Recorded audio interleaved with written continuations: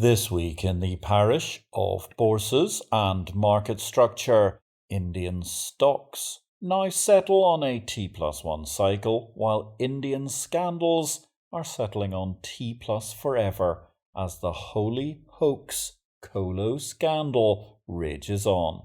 My name is Patrick L. Young. Welcome to the Bourse Business Weekly Digest. It's the Exchange Invest Weekly Podcast, episode 134.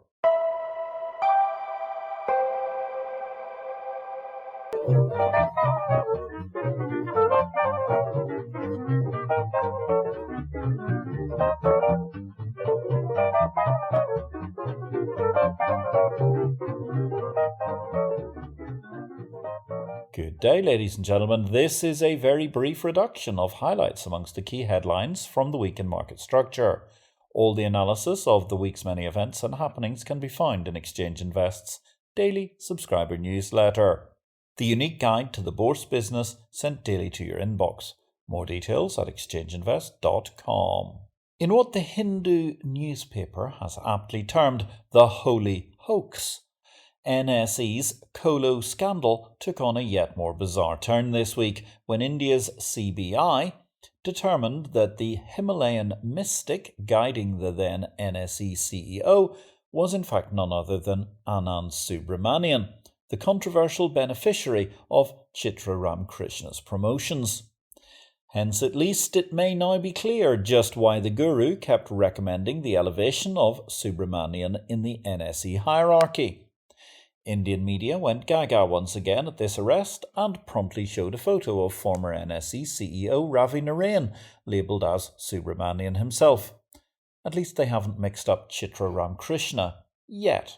Anyway, determining that the Himalayan yogi who proposed employment and pay rises for Anand Subramanian was in fact Anand Subramanian took the CBI longer than a builder can knock a hole in the wall, but it was still impressive work compared to, say, the resolution of the NSEL fiasco.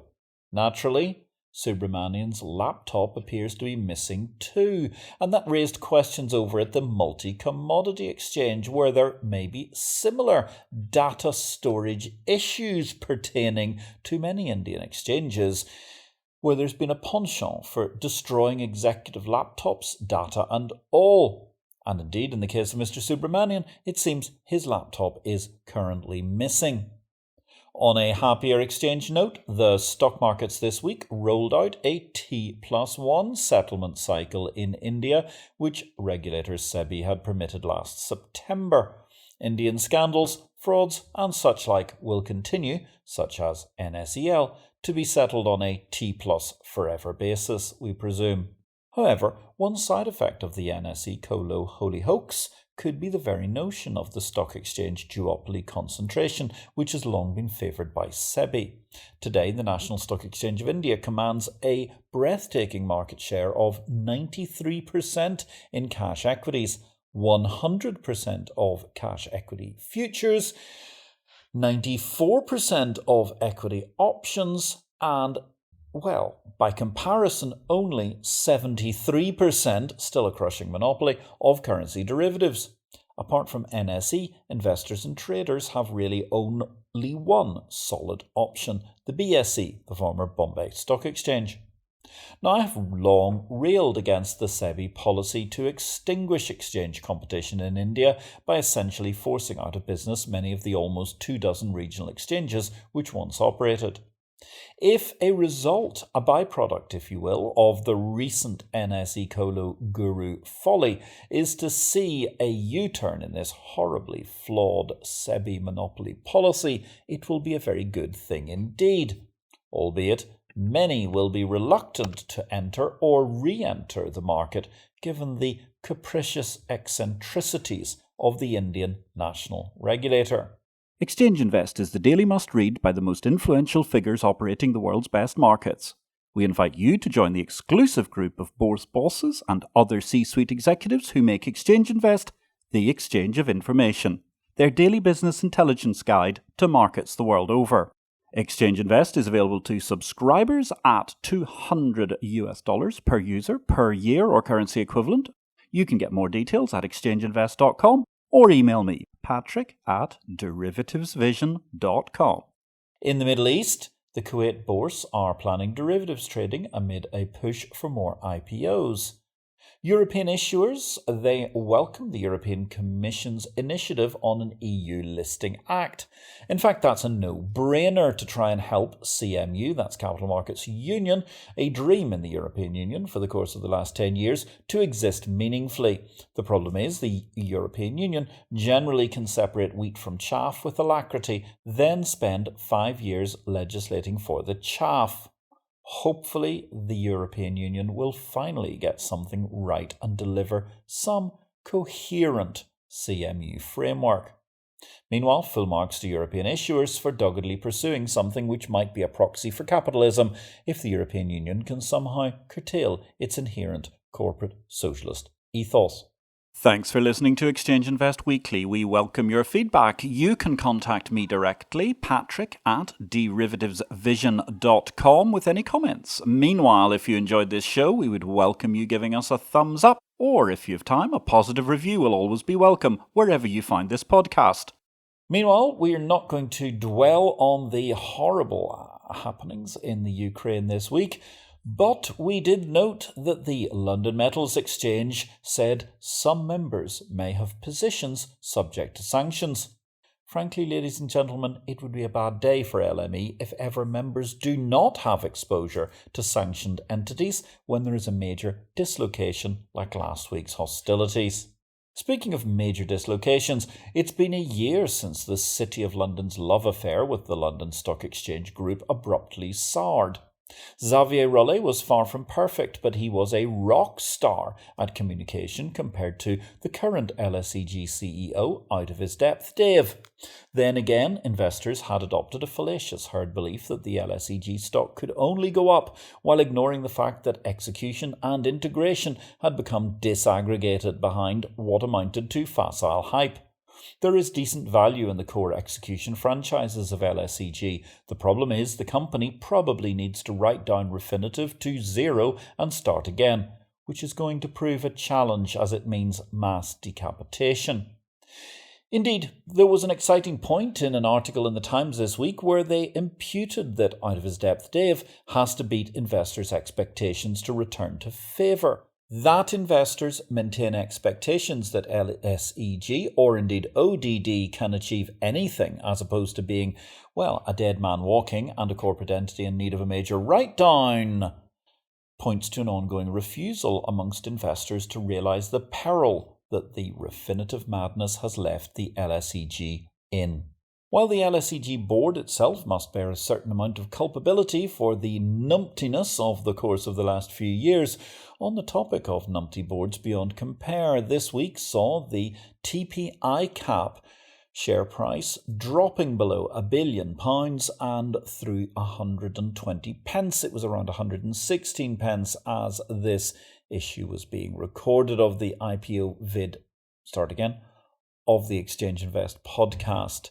TPI cap stock is a far cry from the £4.92 they attained in only 2018, and certainly there must surely be calls for action across the C-suite and the board by now. One C-suiter doing a marvellous job this week was the FASI Director General Rainer Rees. He issued a passionate cri de coeur defending his markets, venues and seeking to implore some common sense from the EU, as the worry is that the European Union's markets are going to bend once again to the forces of darkness and banking et al. When it comes to the MiFID review proposal. There's only one daily news source for the business of bourses, Exchange Invest, the exchange of information. Exchange Invest publishes the daily digest of everything in the market structure industry around the world in a user-friendly email briefing format from Monday to Friday. With additional pith by former Exchange CEO and long-standing fintech pioneer Patrick L. Young, yes, that's me, Exchange Invest is the unique one-stop shop for the daily news in markets, market operators and related functions. Exchange Invest is available to subscribers at $200 per user per year or currency equivalent. You can get more details at exchangeinvest.com or email me, patrick@derivativesvision.com. On to results. Well, at the top of the parish, the Hong Kong Exchange, they announced a record revenue up 9% with profits attributable to shareholders up 9% as well and EBITDA of 11%. Coinbase, they crushed expectations, but the stock still sank as they reported a slower start to the new year. In new markets this week, Ghana will launch a dedicated green bond exchange and a Philadelphia-based sports betting market. Sport Trade has gained access to the Louisiana and Indiana markets, expecting an early 2023 launch in Indiana. In deals this week, S&P Global and IHS Markit, finally they reached the ultimate hurdles. Approval has been given across the board for their merger, and it promptly closed on February the 28th, 2022, creating a data titan. The Japan Exchange Group, they have invested in digital asset markets. They're the people who are selling the Mitsui Gold Token, a crypto asset exchange in Tokyo. Valerium, in which of course I happen to have a vested interest as executive director, they've exercised an option to move to 90% of the Gibraltar Stock Exchange, with final transfer of course subject only to the Gibraltar Financial Services Commission's approval. As of now, Valerium has a stake of 50% already paid for, making for exciting times. Clearly the macro environment is dampening the progress of stocks in the parish right now, but as we look to emerge from under the cloud of Ukraine, and indeed while Valerium awaits regulatory permission for the Gibraltar Stock Exchange transaction, the future looks very, very bright indeed. Over in Luxembourg, the Luxembourg Stock Exchange announced that they have sold their interest in FE Fund Info and Fund Square. Don't forget, ladies and gentlemen, if you're interested in this podcast, if you're interested in Exchange Invest, you may also be interested in my current book, Victory or Death, Blockchain, Cryptocurrency and the FinTech World.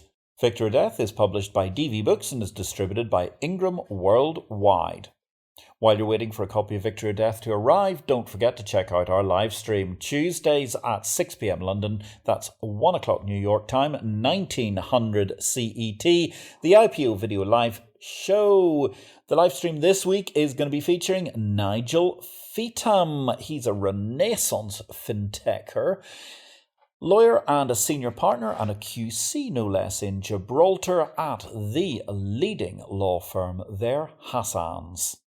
Meanwhile, in crypto land this week, crypto exchanges have been blocking certain Russian users, but nonetheless they've stepped back from a blanket ban on Russian counterparties. That strikes me, coming from the likes of Binance and Coinbase, as a pretty dumb strategic error by the new guys who are caught in a tricky position. Their transaction costs are high and there's a gold rush going on.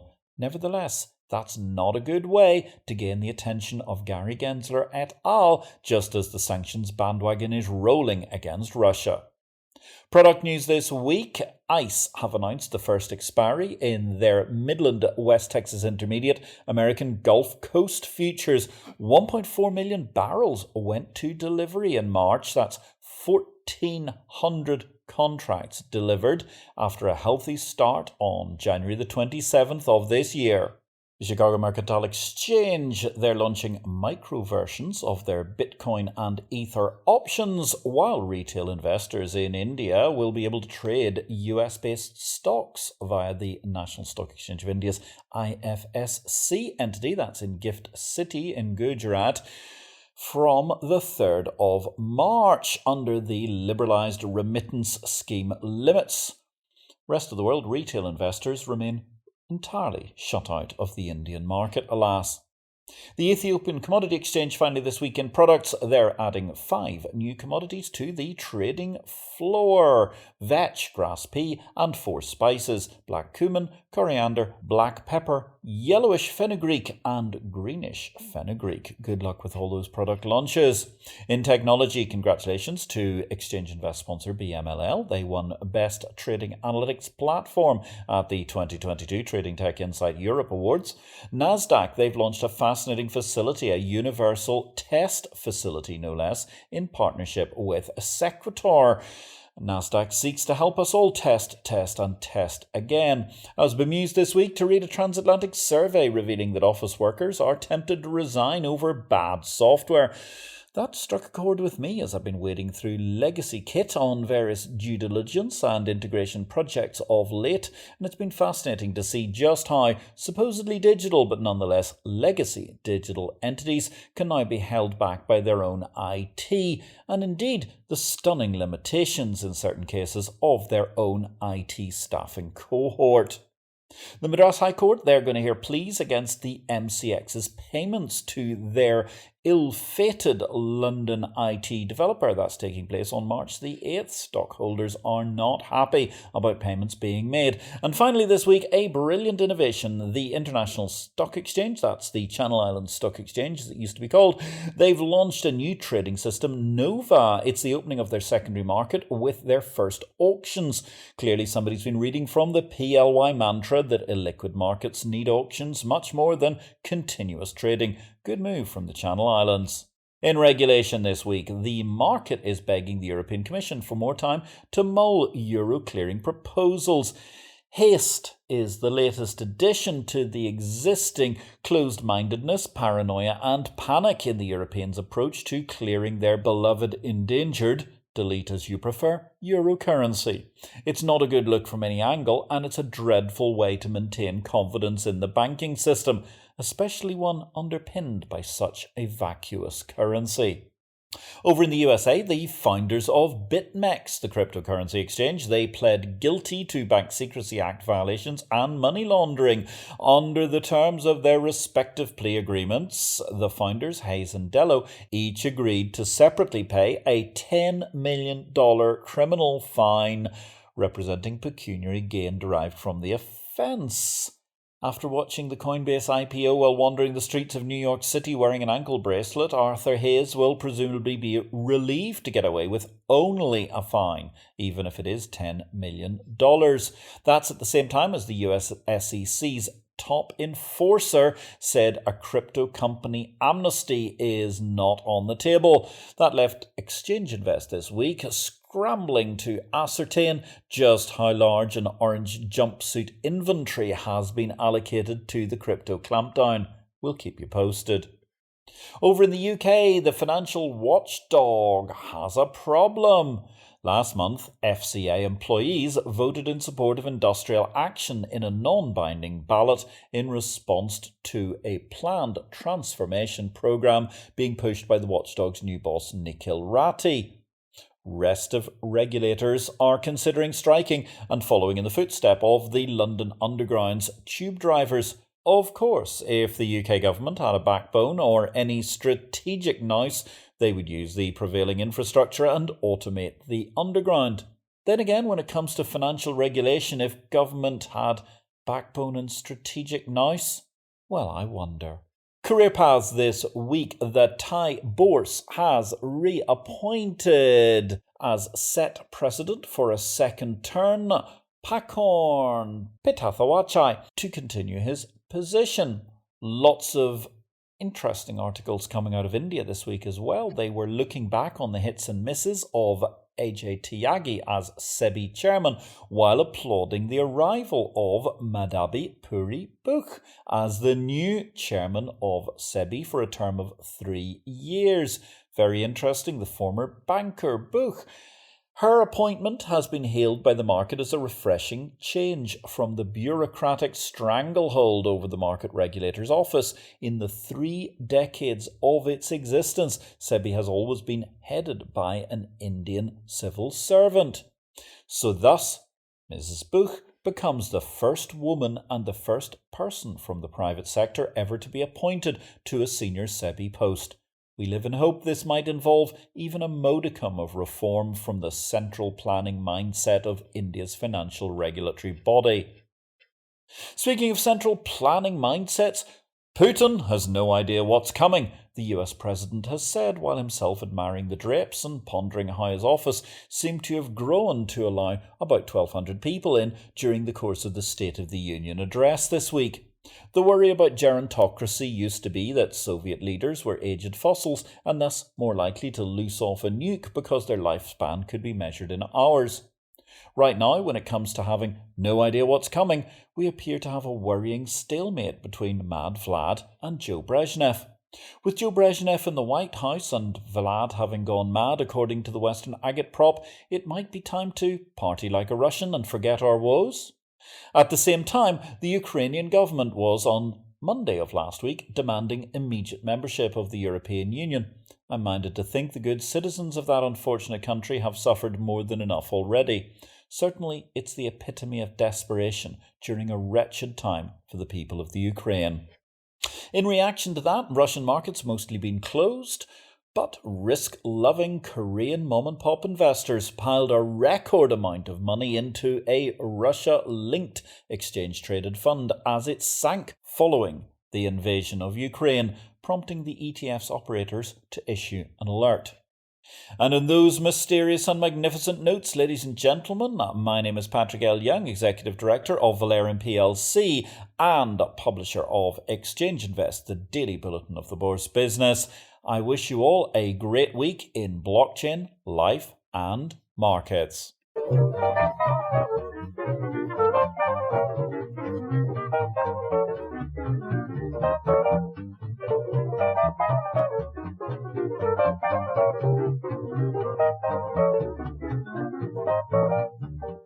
This show relates to the business of bourses. It is not to be construed as investment advice, nor are we making any investment recommendations. Please consult an investment advisor before you make any investments, and for goodness sake, do your due diligence and do not make investments without complying with the regulations in your home state. Exchange Invest cannot be held responsible for any investment decisions made as a result of our program, which is for entertainment purposes only. The material herein is copyright Patrick L. Young at the date of publication, while our music and sound effects are sourced from copyright-free sources. Thanks for listening to Exchange Invest Weekly, the exchange of information.